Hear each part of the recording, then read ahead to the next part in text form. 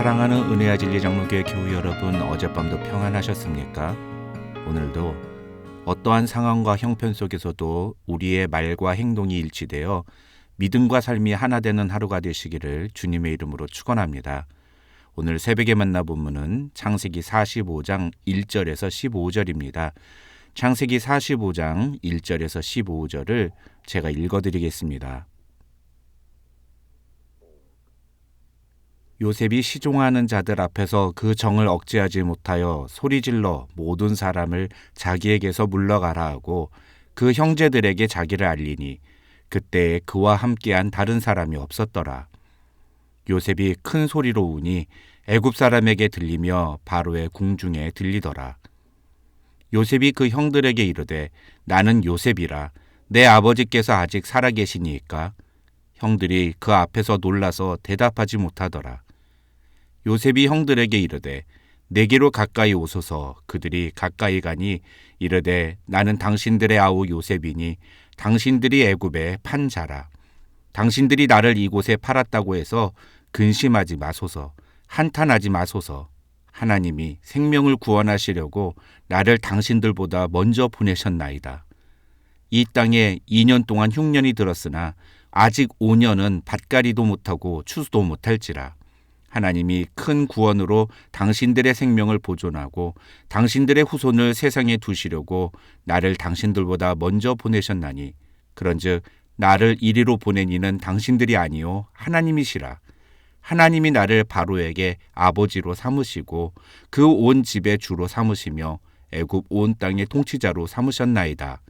당신들은 속히 아버지께로 올라가서 아뢰기를 아버지의 아들 요셉의 말에 하나님이 나를 애굽 전국의 주로 세우셨으니 지체 말고 내게로 내려오사 아버지의 아들들과 아버지의 손자들과 아버지의 양과 소와 모든 소유가 고센 땅에 머물며 나와 가깝게 하소서. 흉년이 아직 5해가 있으니 내가 거기서 아버지를 봉양하리이다. 아버지와 아버지의 가족과 아버지께 속한 모든 사람에게 부족함이 없도록 하겠나이다 하더라고 전하소서. 당신들의 눈과 내 아우 베냐민의 눈이 보는 바 당신들에게 이 말을 하는 것은 내 입이라. 당신들은 내가 애굽에서 누리는 영화와 당신들이 본 모든 것을 다 내 아버지께 아뢰고 속히 모시고 내려오소서 하며 자기 아우 베냐민의 목을 안고 우니 베냐민도 요셉의 목을 안고 우니라. 요셉이 또 형들과 입맞추며 안고 우니 형들이 그제서야 요셉과 말하니라. 창세기 37장부터 시작되는 창세기의 마지막 스토리는 크게 세 부분으로 나눌 수 있습니다. 첫 번째 부분은 요셉이 애굽에 내려가게 된 배경과 애굽에서 겪은 일을 소개하는 37장부터 41장이고 그 다음은 7년 대흉년으로 인해 요셉의 형제들이 애굽으로 내려와서 요셉과 만나는 과정이 기록된 42장에서 45장이고 마지막으로 46장부터 50장에는 요셉의 모든 가족들이 애굽으로 내려오는 과정이 기록되어 있습니다. 그런 점에서 오늘 본문인 창세기 45장은 요셉과 그 형제들이 애굽에서 만나면서 벌어진 여러 가지 사건들의 마지막 클라이막스가 소개되는 장면이라고 할 수 있습니다. 오늘 본문의 내용을 결론부터 말씀드리면 지난 약 20여 년간 요셉과 형제들 사이에 존재했던 모든 아픔과 상처가 해소되고 관계가 회복되는 놀라운 내용이 기록되어 있습니다. 지난 한 주 동안 우리는 창세기 42장부터 44장을 통해서 요셉이 의도적으로 형들을 모함하는 모습을 보았습니다. 요셉은 형들이 식량을 구하기 위해 애굽에 와서 자기 앞에 서 있을 때부터 형들을 대번에 알아보았습니다. 그러나 요셉은 그런 형들을 모른 채 합니다. 심지어 형들을 간첩으로 몰아가면서 형들이 계속 자신에게 나아오도록 만듭니다. 이 과정에서 성경은 매우 중요한 사실 하나를 우리에게 보여줍니다. 그것은 바로 유다의 모습입니다. 창세기 38장을 다루면서 저는 창세기의 저자가 유다와 요셉을 비교하면서 창세기의 주제를 제시하고 있다고 말씀드렸습니다. 그때 제가 다루지 않았던 한 가지 내용이 있는데 그것은 며느리 다말과의 관계에서 자신의 죄악성을 깨닫게 된 유다에게 일어난 놀라운 변화입니다. 그 변화의 모습을 보여주는 것이 바로 창세기 43장과 44장이라고 할 수 있습니다. 유다는 베냐민에게 집착하는 아버지 야곱을 설득하려고 노력합니다. 그러면서 만약 자신이 베냐민을 데려오지 못한다면 자신의 목숨으로 그 값을 치르겠다고까지 말합니다. 그만큼 확실히 동생 베냐민을 책임지겠다는 것입니다. 그런데 일이 벌어집니다. 아버지를 겨우 설득해서 데려온 막내 동생 베냐민의 주머니에서 애굽 총리의 은잔이 발견된 것입니다. 물론 이것은 요셉이 베냐민을 자신 곁에 두려고 의도적으로 조작한 것이었습니다. 중요한 건 그 순간 유다가 자신이 베냐민 대신에 노예가 될 테니 베냐민을 풀어달라고 요셉에게 간청했다는 것입니다. 지난주에 저는 아버지와 한 약속을 책임지기 위해서 동생 베냐민 대신에 노예가 되겠다고 자원하는 유다의 고백은 장차 유다의 후손에서 태어나 온 인류를 대신하여 그 죄값을 치르시는 예수 그리스도를 보여주는 모습이라고 말씀드렸습니다. 오늘 본문인 창세기 45장에서 요셉이 그 형제들에게 드디어 자신의 정체를 밝히면서 하는 말들은 바로 이런 42장부터 44장에 기록된 사건들을 통해서 요셉이 그 형들의 달라진 모습, 다른 말로 하면 형들이 변화됐다는 것을 확인했기 때문에 가능했던 일이었습니다. 다시 말해서 오늘 본문에 기록되어 있는 이 놀라운 치유와 회복의 은혜는 결코 순식간에 갑자기 일어난 일이 아니라 점진적이고 지속적인 치유의 과정들과 그 속에서 선명하게 드러난 변화의 증거들 때문에 가능했다는 것입니다. 그렇기에 요셉은 자신 앞에서 두려워하는 형들에게 이런 말을 합니다. 당신들이 나를 이곳에 팔았다고 해서 근심하지 마소서, 한탄하지 마소서.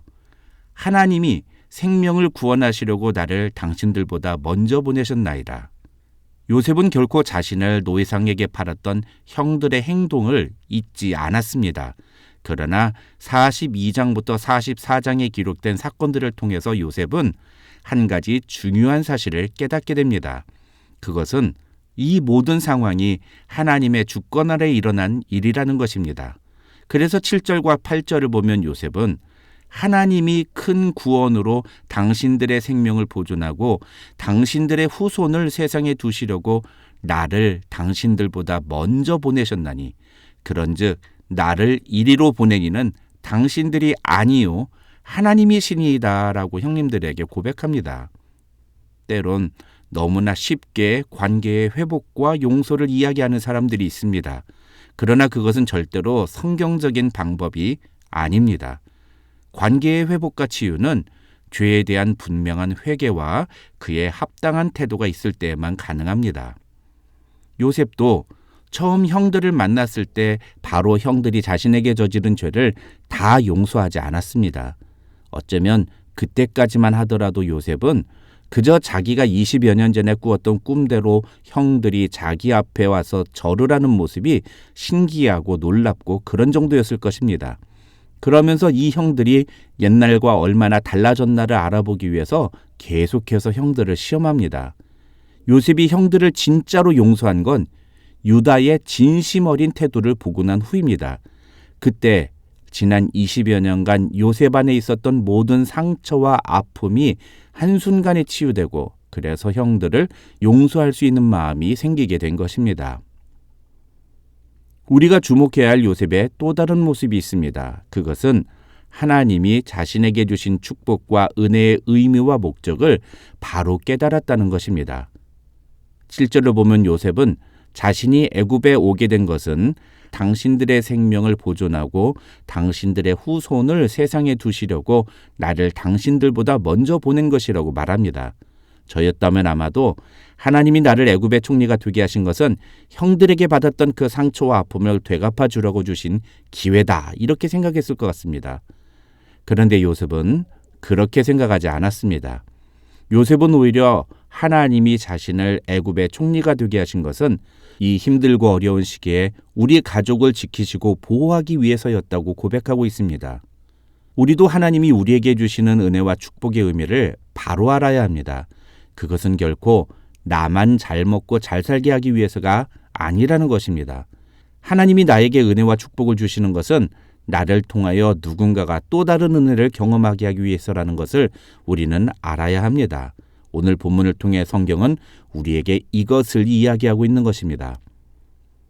하나님이 나에게 남들보다 더 많이 주신 것이 바로 성경이 말하는 은사의 개념입니다. 그래서 은사는 반드시 다른 사람들을 섬기라고 주신 것임을 우리는 잊지 말아야 합니다. 모든 은사들 중에 유일하게 방언의 은사만 더 깊이 기도하라고 주신 자기 자신을 위해 주신 은사입니다. 그러나 어떻게 보면 방언의 은사조차도 자기 자신만을 위한 기도가 아니라 다른 사람을 위한 기도를 하라고 주신 것입니다. 다시 말하면 방언의 은사를 받은 사람은 다른 사람들을 위한 중보의 기도를 할 책임이 있다는 것입니다. 은혜는 함께 나누어야 합니다. 하나님이 나에게 은혜를 주셨다고 생각되는 일이 있다면 나도 반드시 누군가에게 그 은혜를 나누고 베풀어야 합니다. 그것이 은혜를 아는 자의 바른 태도입니다.